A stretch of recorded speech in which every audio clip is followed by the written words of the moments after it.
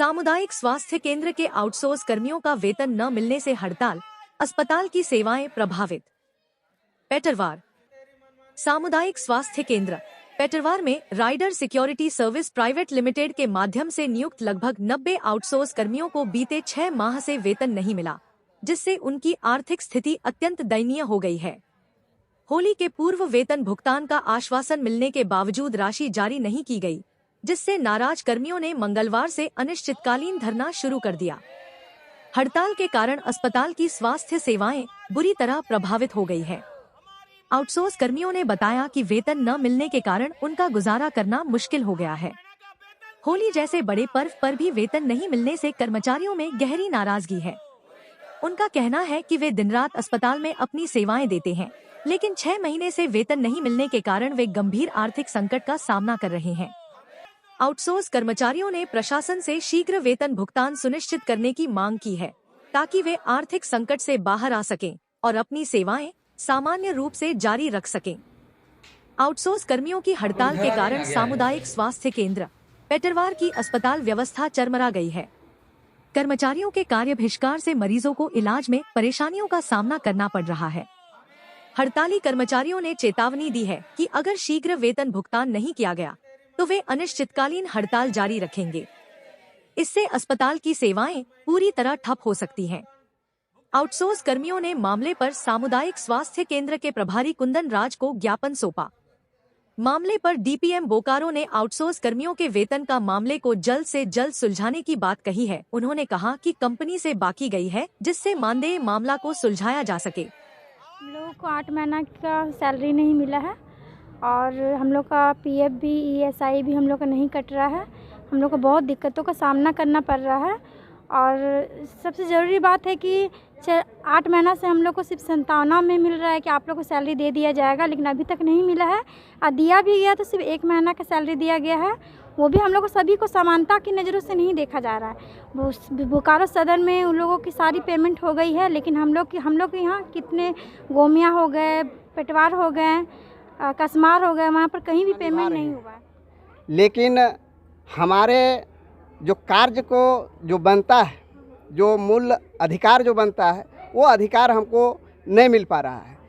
जैसे कि 8 महीना से हम लोगों का पेमेंट जो है सबका रुका हुआ है कि मांग के लेके हम लोग हड़ताल पे हैं। लगभग 90 के आसपास है पेटवार सीएससी से। हम लोग का मेन मुद्दा है पेमेंट को लेकर के। हम लोग करीब 1 साल से काम कर रहे हैं, चाहे 2 साल से 4 साल से जो भी काम कर रहे हैं, 8-8 महीना 9-9 महीना से वेतन सबका रुका हुआ है। काम तो सरकार पूरी तरह से ले रही है, लेकिन वेतन देने के नाम से पीछे हट जाती है। ऐसे में घर चलना तो बहुत मुश्किल हो गया है। वेतन कौन देता है? हम लोग को राइडर कंपनी वाले वेतन देते हैं, पेमेंट करते हैं। मिलाकर के हम लोग 90 हैं यहाँ। 90 पेटरवार से? पेटरवार से। सभी पेटरवार से इसमें कहाँ डिपोट है? आप लोग कैसे काम करते हैं? सब सेंटर में है, कोई पीएससी में है, एचएससी में है। पेमेंट नहीं मिलने से क्या स्थिति होती है? पेमेंट नहीं मिलने से सबका घर का आर्थिक स्थिति खराब हो गया है, सबका स्थिति चरमरा सा गया है।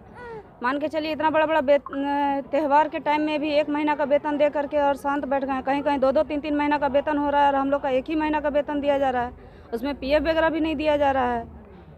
ऐसे थोड़ी होगा। काम तो ले रहे हैं, काम नहीं करवाएं तभी तो काम भी करवा रहे हैं, ऊपर से धमकी भी मिलता है ये काम करना ही है, पर वेतन देने के नाम से पीछे हैं। तो ये हड़ताल कब तक रहेगी? जब तक हमारी मांगे जब तक पूरी नहीं होगी तब तक। एक मजदूर का भी हाजिरी हम लोग को नहीं मिलता है और काम तो लेना ही है, काम में कहीं पीछे नहीं हटना है। कम से कम जो दे रहे हैं वो भी तो टाइम पर दें। हम लोग को मंथली हर मंथ हम लोग को पेमेंट चाहिए, तभी हम लोग काम करेंगे। हमारा नाम नूतन कुमारी हुआ, हम एचएससी अम्बाटोला की एएनएम है। ये जो हड़ताल अभी है वो आउटसोर्सिंग कर्मी का स्ट्राइक है और आउटसोर्सिंग कर्मी को मांग है कि इनका 4 से 5 महीने तक का मानदेय भुगतान नहीं हुआ है। तो हालांकि हम लोग ने सभी आउटसोर्सिंग एजेंसी को, राइडर को हम लोगों ने पत्राचार किया है और उनको निर्देश दिया है सीएस के स्तर से कि इनका मानदेय का भुगतान किया जाए। उनका कहना है कि अभी आवंटन अप्राप्त है, आवंटन प्राप्त होने पर ही हम इसका भुगतान करेंगे। तो हम लोग शॉर्ट आउट कर रहे हैं कि जितना जल्दी स्टाफ्स का भुगतान हो जाए और आउटसोर्सिंग में थोड़ा तो विलम्ब है और इसमें हम लोग प्रयासरत हैं कि इनका पेमेंट हो जाए और देखते हैं 31 मार्च तक तो होना चाहिए। सर, इस तरह का जो हो रही है स्ट्राइक बार बार हो रही है, आखिरकार इसका ठोस सॉल्यूशन क्यों नहीं हो पा रहा है स्वास्थ्य विभाग में? देखिए, ऐसा है कि अभी आदरणीय हमारी उपायुक्त मैडम के निर्देश के आलोक पर आउटसोर्सिंग एजेंसी का नए सिरे से निविदा का प्रकाशन हुआ है और मैम का ये निर्देश है कि नए सिरे से हम टेंडर करेंगे और एजेंसी को चयन करेंगे। होता क्या है कि बहुत सारी एजेंसियां अप्लाई करती हैं, बहुत सारी एजेंसियां के चक्कर में क्या होता है कि 5 से 10 जिलों में उनका काम हो जाता है। अब उसकी कैपेसिटी पे भी डिपेंड करती है कि कितनी उसकी कैपेसिटी है। अगर कोई संस्थान है और उसने मान लीजिए कि 5 जिला का काम ले लिया और 50 करोड़ का उसका टर्नओवर होना चाहिए, मतलब 1 साल में उसकी लागत है और उसकी कैपेसिटी 10 करोड़ की है, तो फिर वैसी स्थिति में 40 करोड़ में तो वो क्लियर होगा। तो वैसे एजेंसी को, सबल एजेंसी को इसमें अप्लाई करना चाहिए और एजेंसी को कोशिश करना चाहिए कि रेगुलर रूप से स्टाफ का भुगतान हो, ऐसा नहीं हो। कहीं न कहीं पर आवंटन को लेकर ये परेशानी होती है, तो इस पर हमारे आदरणीय CS सर ने पत्राचार किया है और निर्देश भी दिया है और हमारे सेक्रेटरी सर से अनुरोध भी किया है कि आवंटन हम लोगों को प्राप्त हो। और आउटसोर्सिंग एजेंसी को भी हम लोगों ने निर्देश दिया है कि अब जल्द से जल्द स्टाफ लोग को भुगतान करें ताकि इस प्रकार की स्थिति ना हो। और सही बात है, अगर किसी भी स्टाफ को 5-6 महीना वेतन नहीं मिलेगा तो उसकी जीविका कैसे चलेगी? बच्चों का पढ़ाई है, खाना पीना है, सब कुछ उसी पे डिपेंडेंट है, तो ये समस्या तो है, बहुत बड़ी समस्या। कितने स्टाफ हैं सर पूरा बोकारो जिला में और इसका स्ट्राइक से क्या प्रभाव पड़ेगी स्वास्थ्य विभाग? देखिए, एग्जैक्ट डाटा तो हम आपको 100% नहीं बता सकते हैं कि कितने एम्प्लॉय हैं, लेकिन अप्रोक्स करीब 700 हैं पूरे ज़िले में। और स्ट्राइक से देखिए, ये जो सफाई जो आउटसोर्सिंग कर्मी हैं उसमें बहुत ज़्यादा टेक्निकल लोग हैं नहीं। टेक्निकल में मतलब कि NM GNM की संख्या बहुत कम है। देखिए, हम लोग टेक्निकल 5 ही पोस्ट को मानते हैं, NM GNM LT फार्मासिस्ट, ये संस्थान का टेक्निकल पोस्ट है और बाकी नॉन टेक्निकल पोस्ट होता है।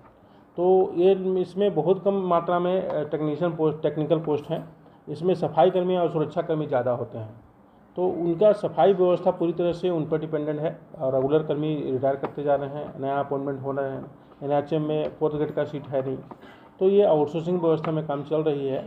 सफाई इससे प्रभावित होती है, लेकिन सरकार के पास सब सेंटर में तो वो लोग जितने भी आउटसोर्सिंग राइडर से हैं, सब लोग आज इन लोग का कहना है कि 5-6 महीने से, किसी का 2 महीने से, किसी का 1 महीने से, 1 महीना नहीं, करीबन सबका एवरेज 2-3 महीने से पेमेंट बाकी है, पेमेंट नहीं दिया गया। होली में भी कुछ लोगों का पेमेंट आया और कुछ लोग का नहीं आया, तो इसी के विरोध में इन लोग आज नीचे हड़ताल पे बैठ गए हैं।